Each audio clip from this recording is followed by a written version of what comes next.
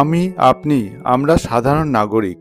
আমাদের পড়াশুনো করার পরে জীবিকা প্রয়োজন, তার জন্যে চাকরি প্রয়োজন অথবা স্বনিযুক্তি প্রকল্প প্রয়োজন। এই কাজ কার? কে করে দেবে আমাদের এই সুযোগ? আমাদের কি রাস্তায় দাঁড়িয়ে দাঁড়িয়ে ধর্ণা দিতে হবে যে আমাদের চাকরি চুরি হয়ে গিয়েছে? না আমাদের রাস্তায় হাঁটতে গেলে পার্কিং দিতে হবে 10 টাকার জায়গায় 20 টাকা, কিন্তু কোনো রিসিট পাওয়া যাবে না। অথচ পেনাল্টির বেলায় সব রকম পেনাল্টি 100 টাকা থেকে 500 টাকা ন্যূনতম হয়ে গেছে। রাস্তা দিয়ে হাঁটতে গেলে ধাক্কা খেতে খেতে যেতে হয়, কারণ আমাদের ফুটপাত চুরি হয়ে গিয়েছে।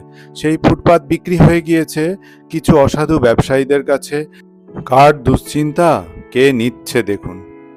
এদিকে পুকুর ভরাট করে চারদিকে বাড়ি হয়ে গিয়েছে, নদী নালাগুলি, জল নিকাশি ব্যবস্থাগুলি বৃষ্টি হলেই চারদিকে জল দাঁড়িয়ে যায়। পুকুর ভর্তি করে কি আপনি বাড়ি তৈরি করতে চেয়েছিলেন?